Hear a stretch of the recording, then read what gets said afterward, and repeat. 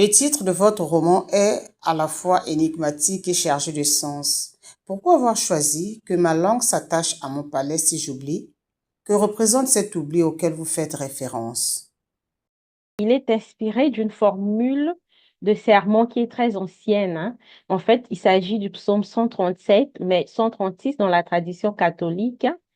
Et le psaume 137, pour ceux qui ont eu le temps de le lire, ou encore pour ceux et celles qui prendront le temps de le lire, exprime trois aspects assez importants que je considère importants dans l'histoire que j'ai voulu raconter. Donc, il y a le chant en exil. En fait, ce psaume a été écrit par les Hébreux pendant qu'ils étaient captifs à Babylone. Leurs oppresseurs leur ont demandé de chanter les chants de leur patrie perdue. Ils ont refusé pour ne pas profaner leur mémoire. Et le deuxième aspect, c'est le silence, hein, comme résistance qu'exprime ce poème. Et le lien avec mon roman, c'est que le père d'Ulyssa, donc Moussela Moutima, va utiliser l'écriture secrète de ses cahiers de la même manière. Donc c'est un refus absolu de voir l'histoire de son peuple être effacée par la dictature. Pour moi, l'oubli, ce n'est pas seulement une défaillance de la mémoire individuelle. L'oubli est aussi un danger collectif.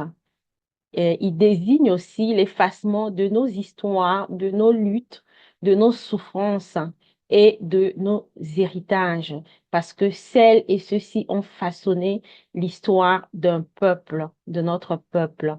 Donc, dans mon roman, l'oubli menace aussi bien les racines familiales que les grandes pages de l'histoire africaine. Oublier ici, dans ce roman, reviendrait tout d'abord à se couper de soi-même. En choisissant ce titre, je voulais aussi rappeler que qu'une parole a de la valeur si elle demeure fidèle à la mémoire. Et la langue ici, qui va s'attacher au palais, symbolise encore notre impossibilité morale de parler lorsque nous renonçons à la vérité de la langue. À travers Luango, l'esclavage, la transmission orale et la figure de Mundinga, vous interrogez la mémoire collective africaine. Dans quelle mesure était-il important pour vous de montrer que l'avenir d'un peuple passe d'abord par la connaissance de son passé? Alors, Luango, l'esclavage, la transmission, la figure de Nzinga, la mémoire collective africaine. Cette idée, pour moi, est au cœur du roman. Un peuple qui ignore son passé devient vulnérable.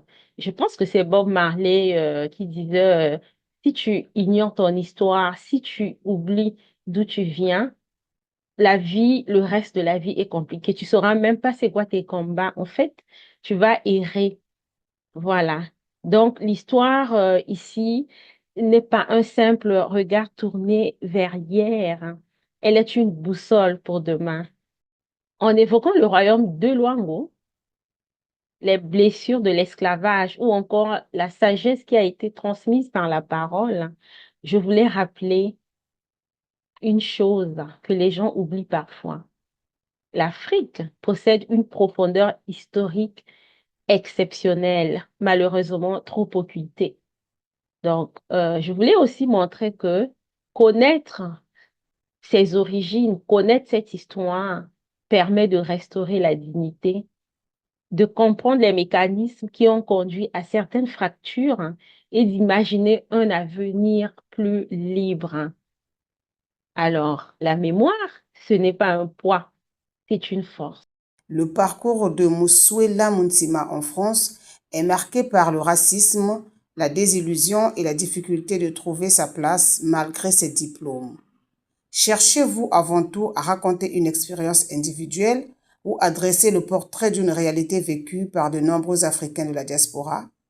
En ce qui concerne le parcours de Moussouela Moutima en Europe, et on parle de racisme, de désillusion, de difficulté à trouver sa place malgré les diplômes.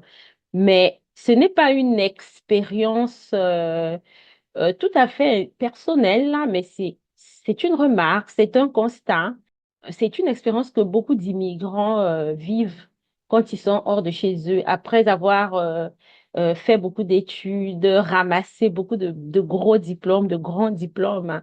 Ils peuvent parfois être butés effectivement par cette difficulté. Donc, c'est une expérience un peu, je vais dire, collective, hein. Vous voyez dans le roman, Moussela est un personnage singulier avec son histoire, sa sensibilité et ses rêves. Mais son parcours, hein, fait écho à une expérience largement partagée, hein. On a encore aujourd'hui des gens qui vivent cette histoire de Moussela Moutima. Beaucoup d'hommes et de femmes issus de la diaspora découvrent que les diplômes et le mérite, malheureusement, ne suffisent pas toujours à effacer les préjugés. Donc, à travers lui, je voulais aussi montrer les tensions entre l'idéal d'intégration et la réalité des discriminations. Mais je tiens quand même à souligner que je ne voulais pas enfermer le personnage de Moussela dans une posture de victime. Moussela n'est pas une victime.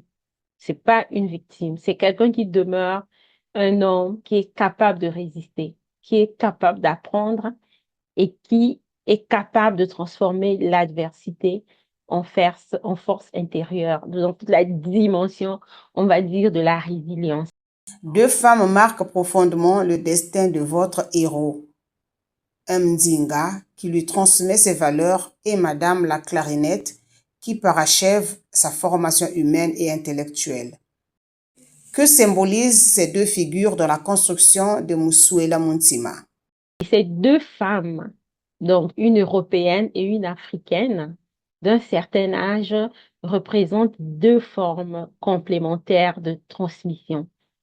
Zinga incarne les racines pour Moussouela, l'héritage ancestral, la mémoire du clan et les valeurs fondamentales comme la dignité, le courage, la fidélité à soi, la fidélité à ses origines.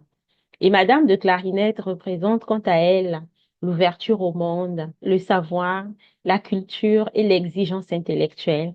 Donc, la première enseigne d'où l'on vient et la seconde aide-nous cela à comprendre où l'on peut aller. Donc, ces deux femmes construisent l'identité de Moussela. Alors, je voulais montrer que l'épanouissement humain naît souvent du dialogue entre héritage et découverte. Le dialogue humain naît souvent des rencontres.